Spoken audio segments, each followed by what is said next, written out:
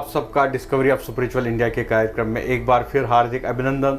स्वागत महाराज जी, आपका भी स्वागत जी, है। अभिनंदन आपका जी महाराज जी, आप हमारी बहुत सुंदर चर्चा चल रही है, योग पर चल रही है जी। योग के बेनिफिट्स क्या है इस पर चल रही है और किस प्रकार से इंटरनेशनल योगा डे मनाया जा रहा है जी। और इससे क्या पूरे विश्व में क्या प्रभाव पड़ेगा, क्या बेनिफिट्स होंगे, इस पर हम चर्चा करेंगे। आज एक बहुत ही इरप्टिंग इशू है महाराज श्री, वो है टेररिज्म का, जी जी, कॉन्फ्लिक्ट का।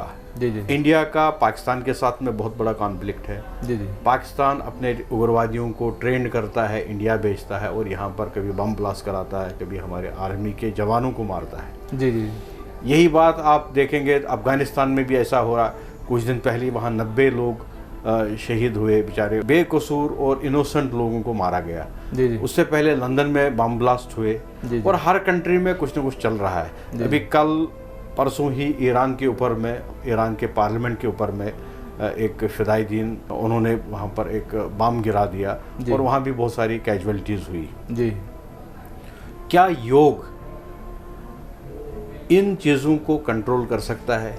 क्या योग ऐसे लोगों को ट्रांसफॉर्म कर सकता है जो उग्रवादी बन चुके हैं, जो अलगाववादी बन चुके हैं और जो पूरे समाज की व्यवस्था बिगाड़ने में लगे हुए हैं? जी, ये सही है बात जो आपने पूछी है कि ऐसा हो रहा है। पूरे वर्ल्ड के अंदर इस समय अशांति है, तनाव है। ये सब जो एजुकेशन है, एजुकेशन सही नहीं मिल रही उनको और रॉन्ग एजुकेशन मिलने से ब्रेन वॉश हो रहा है और ब्रेन वॉश के कारण से ये लोग जो है हिंसा और अहिंसा में फ़र्क उनको मालूम नहीं है। क्या सही है क्या गलत है उनको पता नहीं चल रहा है। अगर योग का प्रचार हो और 15 मिनट एक इंसान कोई भी योग करे और हर स्कूलों में इसका प्रचार किया जाए, वो एक महामानव बनेगा और सुपर ह्यूमन बीइंग बनेंगे उसी के अंदर से। और जो भी योग करेंगे 15 मिनट, उनके अंदर जो है हिंसा की भावना हमेशा के लिए समाप्त हो जाएगी और हमारे समाज में पूर्णतया शांति हो जाएगी। चाहे वो किसी भी रिलीजन का मानने वाला हो, किसी भी संप्रदाय का मानने वाला हो, अगर नित्य योग करेगा उसको शांति अवश्य मिलेगी और वो दूसरों को जो शांति है वो भी जो है डिस्टर्ब करने का भाव अपने मन में नहीं लाएगा। दूसरों को हानि पहुंचाने का भाव उसके अंदर किंचित नहीं होगा। तो मतलब इससे बदलाव आ सकता है। तो कैसे आप जैसे संत महापुरुष है जिन्होंने अपने जीवन में संन्यास को ग्रहण किया, अपना घर-बार छोड़ दिया, संन्यास के मार्ग पर आए, आप इसके लिए क्या पहल करना चाहेंगे? कैसे आप उग्रवादियों के संपर्क में आना चाहेंगे? कैसे उनको समझाएंगे आप और किस प्रकार से उनको योग की इस पद्धति में डाल के उनको अच्छा मानव बनाएंगे? देखिए, जो लोग हिंसा के रास्ते पर चल रहे हैं तो उनको जो हमारी आर्मी है या मिलिट्री है वही समझा सकती है जी। उनको हम अहिंसा से नहीं समझा सकते क्योंकि उनका जो माइंड है, जो ब्रेन है, वो पूरी तरह से वॉश हो चुका है और उसके अंदर जो चल रहा है वो 1-2 दिन में नहीं धुल सकता, उसमें समय लगता है। हाँ, जो कहीं उनमें से निकल गया है और थोड़ी सी भी भावना है सुधरने की, उसको हम योग के द्वारा ज़रूर सुधार सकते हैं। पर जो पूरी तरह से बुराई में फंस गया है और बुरे रास्ते पर चल रहा है, हिंसा के मार्ग पर चल रहा है, उसको तो फिर जो शासन प्रशासन है वो ही ठीक कर सकता है, उनका सिस्टम ही उनको ठीक कर सकता है। हम उसमें कुछ नहीं कर सकते, ये सत्य है। ये भी है। अगर आपको कभी मौका मिलता है इन लोगों को एक अच्छा मानव बनाने के लिए, तो क्या आप ये पहल करेंगे? मैं अवश्य करूँगा। अगर हमें ये चांस मिलता है और कहीं भी कोई भी जेल है, प्रिजन है, जहाँ इस तरह के लोग हैं जिनके अंदर हिंसा का भाव है, तो अगर उनके साथ हम अपने प्रवचन है या विचार हैं योग के बारे में उनको हम बताएंगे, विधि भी बताएंगे, ध्यान भी सिखाएंगे, तो इससे जो है उनका ट्रांसफॉर्मेशन हो सकता है जी, कंप्लीट चेंज हो सकता है। यू टर्न कर लेंगे वो, उसके बाद ऐसा नहीं करेंगे। पर ये मैं दावे से नहीं कह सकता हूँ कि 100 के 100 आदमी जो है कर लेंगे। हाँ, ये निश्चित रूप में कह सकता हूँ कि एक मतलब मेजॉरिटी चेंज हो सकती है योग के द्वारा। ये 100% सही है जी।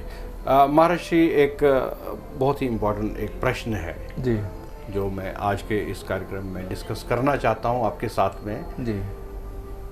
अगर योग है जी, तो फिर आयुर्वेदा क्यों? जी, देखिए, बहुत बार ऐसा होता है कि हम नियम का भी पालन करते हैं, यम का भी करते हैं, पर कई बार हमारे से भूल हो जाती है या वातावरण का दोष आ जाता है। अब आजकल जैसे पॉल्यूशन है बहुत ज़्यादा बढ़ गया है, पेड़ सब जगह कट गए हैं और मनुष्य ने खुद अपने पैरों पर कुल्हाड़ी मार ली है जी। आज हम देख रहे हैं वैसे कि कितने लोग इलिटरेट हैं और कितने लोग पढ़े लिखे हैं, पर जब सब लोग अनपढ़ थे तब वो जो है प्रकृति को ज़्यादा समझते थे और उन्होंने अपने विनाश का रास्ता नहीं चुना। और आज हम अपने जो 5 तत्व हैं उनको जो है दूषित करने में लगे हैं, चाहे जल हो, चाहे वायु हो और चाहे जो है आकाश हो। तरह तरह की गैस हम जो है प्रयोग में कर रहे हैं, एयर कंडीशन यूज कर रहे हैं, उससे भी वातावरण जो है हार्ट हो रहा है। तो बहुत ज़्यादा कंक्रीट का भी प्रयोग हो रहा है, तो रोड भी जो है कंस्ट्रक्ट हो रहे हैं, पर कहीं भी जो है रिवर्स जो है नए रिवर्स नहीं बनाए जा रहे हैं, कैनाल नहीं बनाए जा रहे हैं और बड़े स्तर पर जो है पेड़ लगाने का कार्य नहीं हो रहा है। आज भी जो है पेड़ काटे जा रहे हैं दिनों दिन, तो ये त्रासदी की ओर जा रहे हैं हम जी। और इससे जो है एक प्रलय आ सकती है और मनुष्य का जो मस्तिष्क है वो भी इससे दूषित होता है जी। और इससे जो है अपने विनाश का रास्ता भी चुन सकता है, कहीं कोई परमाणु बम भी डाल तो सकता है। आयुर्वेदा की क्या आवश्यकता है? अगर योग है, योग महर्षि पतंजलि ने दवाइयों को खत्म करने के लिए योग दिया, योग आसन दिए, तो अगर हम योग आसन करते हैं महर्षि, फिर हम दवाइयाँ क्यों खाए? आयुर्वेदिक दवाइयाँ हो या एलोपैथिक हो या होम्योपैथिक हो, why we need medicine once we are doing yoga? देखिए, आपने जो सवाल किया बहुत उत्तम प्रश्न किया है और चैलेंजिंग क्वेश्चन है ये। Then we can ask why do we need prison? जेल क्यों चाहिए हमें? जेल नहीं चाहिए ना, नहीं होनी चाहिए, नहीं होनी चाहिए। समाज में अपराध नहीं होगा तो जेल भी नहीं होगी। बिल्कुल। तो ऐसे ही सब अगर निरोगी हो जाएंगे तो जो है हमें दवाई की भी जरूरत नहीं पड़ेगी, पर ऐसा नहीं हो पा रहा है। कुछ ना कुछ हम भूल करते हैं जी। कुछ ना कुछ हम गलती करते हैं, कारण कोई भी हो, और इसीलिए आलसी भी हो जाते हैं योग करने में। तो फिर ऐसी अवस्था हो जाती है कई बार कि बहुत अधिक बिगड़ जाती है जी। समस्या बढ़ जाती है, रोग बढ़ता ही जाता है, बढ़ता ही जाता है, बढ़ता ही जाता है। तो फिर उस अवस्था में कोई भी हो, चाहे एलोपैथी हो, चाहे होम्योपैथी हो, चाहे आयुर्वेदिक कोई भी औषधि हो, उसका हम सेवन करें, रोग का निवारण करें और फिर से भूल ना करें। जी। यहाँ पर एक प्रश्न है जी कि मान लीजिए हम डायबिटीज़ की बात करेंगे। जी जी। डायबिटीज़ के लिए आसन है, योग आसन है कि आप ये वाला योग आसन करने से आपकी डायबिटीज़ कंट्रोल हो जाएगी, ख़त्म हो सकती है। जी जी। तो अगर हम उस आसन को अच्छी तरह से ऑनेस्टी, सिंसियरिटी, डेडिकेशन के साथ करते हैं, जी जी, तो क्या उसके बाद भी हमें डायबिटीज़ कंट्रोल करने के लिए आयुर्वेदा या एलोपैथिक या होम्योपैथिक की दवाई खाने की ज़रूरत है? नहीं, औषधि की खाने की आवश्यकता बिल्कुल नहीं पड़ेगी। नहीं पड़ेगी। हाँ, नियंत्रित हो जाएगी पूरी तरह से। कहाँ गैप है? क्या हम आसन सही नहीं कर रहे हैं या आसन जो सिखा रहे हैं वो सही तरीके से सिखा नहीं रहे हैं? नहीं, गलती कहाँ हो रही है? गलती हो रही है नियम से करने में, और या बहुत फास्ट करते हैं या बहुत स्लो करते हैं, तो उसका रिदम नहीं बन पाता है और मन के अंदर तनाव रहता है। तो शांति से ही योग होता है, क्योंकि जब तक शांति नहीं आएगी तब तक सुख मिलेगा नहीं, निरोगी काया पूर्णतया नहीं हो सकती जी। तो पहले हमारी भाव शुद्धि होनी चाहिए, और भाव शुद्धि तभी होगी जब हमारी चेतना ट्रांसफॉर्म होगी, क्योंकि जो हमारी कॉन्शियसनेस है उसमें चेंज आना चाहिए जी। जब तक वो नहीं आता चेंज अंदर, हमारे हृदय में बदलाव नहीं होता, ये कह सकते हैं, तब तक जो है पूर्णतया हम स्वस्थ नहीं होते जी। तो मतलब आप ये मान रहे हैं कि अगर हम आसन अच्छी तरह से करें, हाँ, आसन सिखाने वाला सही हो जी, अच्छा गुरु हो जिनको खुद इस पे महारत हो जी जी, और करने वाला ऑनेस्टी और डेडिकेशन के साथ, डिटर्मिनेशन के साथ वो योग आसन करे जी, तो उनको दवाइयों से मुक्ति मिल सकती है, पूरी तरह मिल सकती है। बिल्कुल एक भी दवा खाने की आवश्यकता नहीं है, नहीं पड़ेगी जी जी। तो फिर जो आज कुछ ऐसी संस्थाएं हैं, कुछ ऐसे योग गुरु हैं जिन्होंने एक अंपायर खड़ा किया है जी, उन्होंने एक ही स्टेज से शराब भी बेची और एक ही उसी स्टेज से दूध भी बेच रहे हैं जी जी जी। मतलब उसी स्टेज से वो योग सिखा रहे हैं जी जी, और उसी स्टेज से उसी कार्यक्रम में एल बैंड लगा के अपनी दवाइयाँ भी बेच रहे हैं जी जी। तो किस हद तक ये सही है? क्या इससे योग डाइल्यूट होगा? क्या महर्षि पतंजलि का नाम इससे खराब होगा? देखिए, आपने जो प्रश्न किया ये उचित है, और औषधियाँ भी जो है वो लैब के आधार पर प्रमाणित नहीं है जी, देखा जाए तो, और उनका रिजल्ट भी नहीं है जी, और फिर भी जनता का शोषण हो रहा है जी। तो गलत तरीके से जो काम कर रहे हैं अब ये तो जनता को समझना 10,000 करोड़ की इंडस्ट्री बन चुकी है महाराष्ट्र। जी जी जी। तो कितना पैसा कमाया, कितना उन्होंने दवाइयाँ लोगों को खिलाई, जी फिर जी। योग की जरूरत क्या थी, उसको प्रचार प्रसार में लाने की आवश्यकता क्या थी? देखिए, कोई भी व्यक्ति है, योग का जो प्रचार है या धर्म का जो प्रचार है, उससे जनता जुड़ती है। जी, ठीक है ना। और जनता जब जुड़ जाती है तो फिर जो आपने कहा, फिर ये सब आ जाता है। तो ये जो है दुर्भाग्य है हमारे देश का कि परमार्थ से और परोपकार से शुरू होता है और वो कमर्शियलिज्म में कन्वर्ट हो जाता है। ऐसा नहीं होना चाहिए। मतलब आपके हिसाब से ये गलत है? ये गलत है। या तो योग ही सिखाते तो योग पर ही चलते, लोग योगासन करते, उनको अच्छी तरह से सिखाते तो वो डिजीज मुक्त होते। अगर वो योग नहीं तो फिर आप वो आयुर्वेदा का ही एक इंडस्ट्री खड़ी करते, तब भी ठीक था। लोग जो योग नहीं करते हैं उनको तो दवाई ही चाहिए। देखिए, गलत इसलिए है कि जिन लोगों ने सपोर्ट किया है, किसी ने 1 लाख रुपया दान में दिया, किसी ने 5 लाख रुपया दान में दिया, तो उन्होंने योग का प्रचार के लिए दिया था। ये नहीं दिया था कि हमारा जो दान का पैसा है वो आप इंडस्ट्री में डाल दो। जी। तो उस हिसाब से देखा जाए तो एक मानसिक पाप है ये। जी। तो ये अपराध है जी। एक आपराधिक साजिश हो गई जी। उस हिसाब से अगर देखा जाए तो ऐसा नहीं करना चाहिए। और जो एक और प्रश्न है जी, महर्षि पतंजलि सनातन पद्धति के हिंदू धर्म के एक महान महर्षि रहे हैं जी। क्या उनका नाम बिस्किट के पैकेट्स, जीन्स के ऊपर, चप्पलों के ऊपर, तेल के ऊपर, मैगी के ऊपर लगाना चाहिए कि नहीं लगाना चाहिए?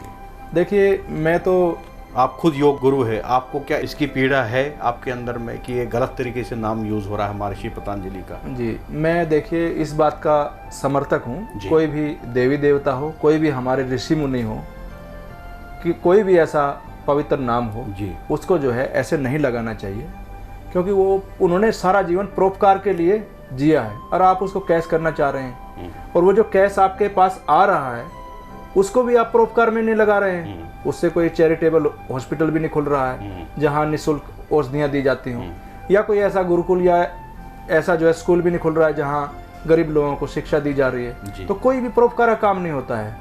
और थोड़ी सी दवाइयाँ जो है कहीं किसी एक गांव में या कहीं दिखाने के लिए करते हैं, या थोड़ी सी जो है कुछ और सेवा दिखा देते हैं थोड़ी सी, पर जो एक मेजॉरिटी है, मिलियंस ऑफ मतलब जो है रुपए आ रहा है, उसका एक छोटा सा पोर्शन आप दिखा रहे हैं चैरिटी में जी। तो ये भी एक साजिश की तरह हो रहा है सब जी। तो जो योगाचार्य भारत के हैं, क्या उनको मिल के PIL डालना चाहिए सुप्रीम कोर्ट में कि महर्षि पतंजलि का नाम यूज ना किया जाए?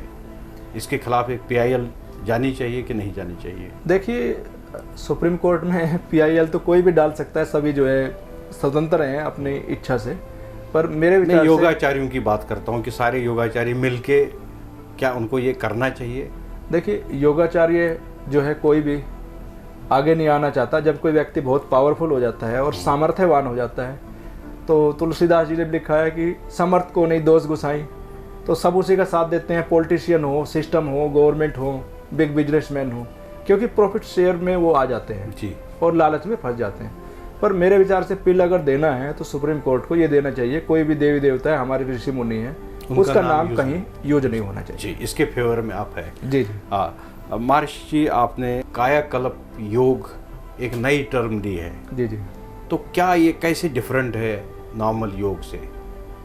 जी जी, आप थोड़ा इस पर रोशनी डालिए, एक्सप्लेन करिए। जी जी। जो कायाकल्प योग है ये अपने आप में स्पेशल है और साइंटिफिक है, क्योंकि मेडिकली प्रूवन है और इसका रिजल्ट आता है, और रिजल्ट बहुत ही सुंदर आता है जी, जिसमें तनाव भी खत्म हो जाता है शरीर का, कोई अवसाद हो वो भी चला जाता है।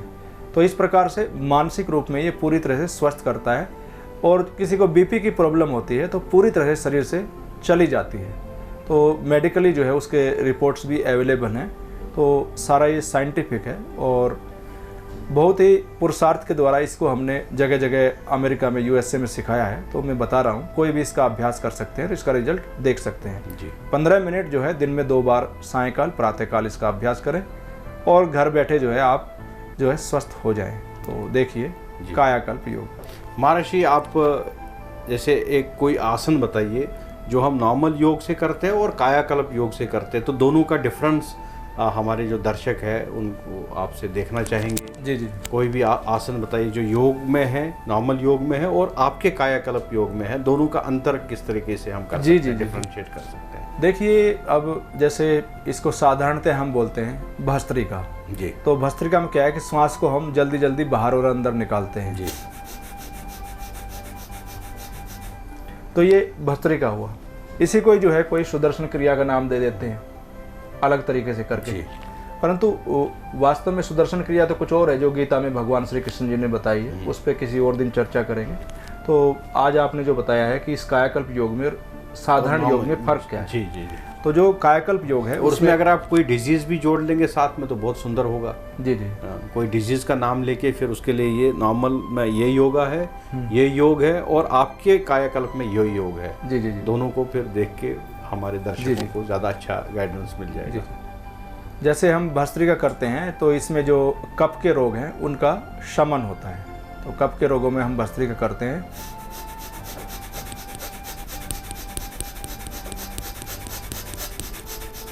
ये भस्त्रिका हुई। और जो कायाकल्प योग है जिसको हम कायाकल्प प्राणायाम बोलते हैं वो है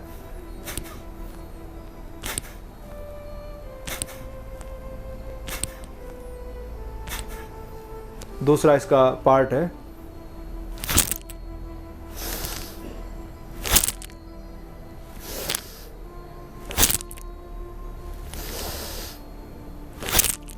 तो इस प्रकार से इसका अभ्यास कर सकते हैं और इसके अभ्यास से बहुत ही लाभ होता है। जी।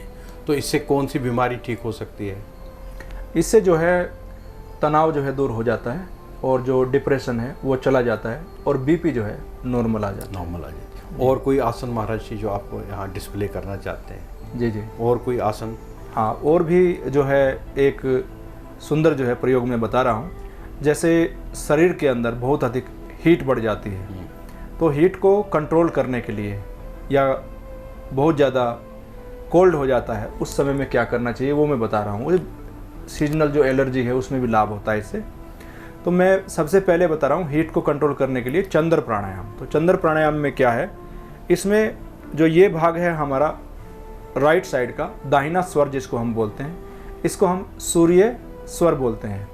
और जो वाम स्वर है बाईं तरफ, इसको बोलते हैं लेफ्ट साइड को हम मून ब्रीदिंग। तो इससे करते हैं चंद्र प्राणायाम, इससे होता है।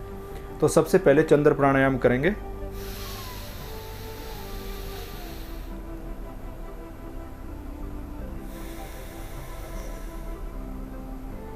दूसरी बार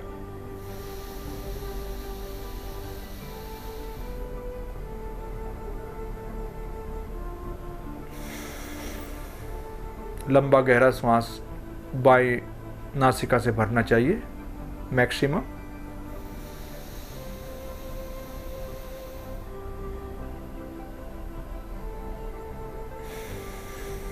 थोड़ा सा रुकने के बाद छोड़ना चाहिए। इस प्रकार से ये चंद्र प्राणायाम हुआ।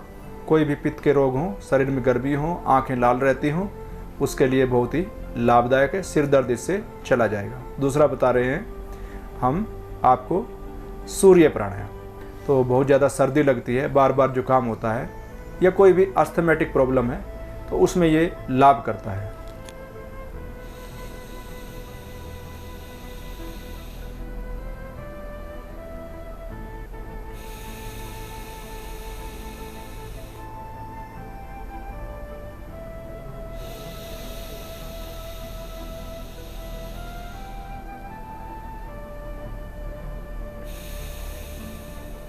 थोड़ा अंदर रुकना चाहिए, अधिक देर नहीं, और गहरा श्वास भरना चाहिए जितना भर सकते हैं। ऐसा करने से ये सूर्य प्राणायाम हुआ। और सूर्य प्राणायाम करेंगे, शरीर के अंदर कोई भी गांठें होंगी, कोई भी अर्बुद होगा वो समाप्त हो जाएगा, और गले का कोई रोग होगा वो भी ठीक हो जाएगा, कफ का कोई रोग होगा वो भी इससे आपका अच्छा हो जाएगा, और शरीर जो है आपका एकदम हल्का हो जाएगा। वेट मैनेजमेंट में भी ये जो है सूर्य प्राणायाम बहुत अच्छा सुंदर लाभ करता है। 15 मिनट सुबह, 15 मिनट शाम, कोई भी प्राणायाम करो, एक प्राणायाम पहले करो जिससे कि आपको उसका बेनिफिट पता चले। ये नहीं कि खिचड़ी बना करके सभी प्राणायाम एक साथ करेंगे तो उसका लाभ नहीं होगा। कम से कम जो है 2 महीना एक प्राणायाम करें, फिर दूसरा चेंज करें। ऐसा करेंगे तो आपको जो रिजल्ट है वो आपको अवश्य ही मिलेगा। तो बहुत ही सुंदर, अद्भुत, सारवर्धक, ज्ञानवर्धक चर्चा रही आज महर्षि ओम जी के साथ में। जैसे मैंने आपको पहले ही कहा, आप अमेरिकन सिटीज़न हैं और अमेरिका में पिछले 3 दशकों से लगभग रह रहे हैं। अमेरिका में आपने मंदिर बनाए, अमेरिका में आपने योग के इंस्टीट्यूट्स खोले और अमेरिका में ही आप कार्य कर रहे हैं और आप बहुत सारे अमेरिकन्स को, इंडियंस को वहाँ पर मार्गदर्शन देते हैं, योग सिखाते हैं और उनके जीवन को सुंदर बना रहे हैं। हमने इस कार्यक्रम में बहुत सारे बिंदुओं पर आज चर्चा की। आखिर में हमने ये जाना कि जो उग्रवादी है वो अच्छे ह्यूमन बीइंग्स बन सकते हैं बशर्ते वो योग करे, योग के रास्ते पर चले। हमने इस कार्यक्रम में ये भी जाना कि हमारे महापुरुषों का, महर्षियों का नाम किसी भी कमर्शियल प्रोडक्ट पर यूज़ नहीं करना चाहिए। और हमने इस कार्यक्रम में ये भी जाना, ये एक डिस्कवरी है कि अगर योग सही तरीके से किया जाए और योग सिखाने वाला नॉलेजेबल हो तो हमें मेडिसिन की आवश्यकता नहीं है। कार्यक्रम में बहुत सारे बिंदुओं पर और भी चर्चा हुई। मुझे पूरी आशा है आप सबको ये कार्यक्रम अच्छा लग रहा होगा और हम अपने चैनल की तरफ से आप सबको यही विनती करेंगे कि आप योग करते रहिए। आपके गृहस्थ में एक ट्रांसफॉर्मेशन आएगा, नेगेटिविटी ख़त्म होगी और ये समाज सुंदर बनेगा, भारत सुंदर बनेगा, विश्व सुंदर बनेगा। कार्यक्रम को यहाँ विराम देने से पहले मैं महर्षि ओम जी का बहुत बहुत धन्यवाद देना चाहता हूँ। आपका बहुत बहुत धन्यवाद महर्षि जी, आप आए हमारे कार्यक्रम में, आप जुड़े और आपने इतना सारा ज्ञान दिया। आगे भी ऐसे जुड़ते रहेंगे। इन्हीं भावनाओं के साथ में आपको मैं प्रणाम करता हूँ, नमस्कार करता हूँ। ओम नमः शिवाय। सभी को शुभकामना। आप सबको भी मेरा प्यार भरा नमस्कार।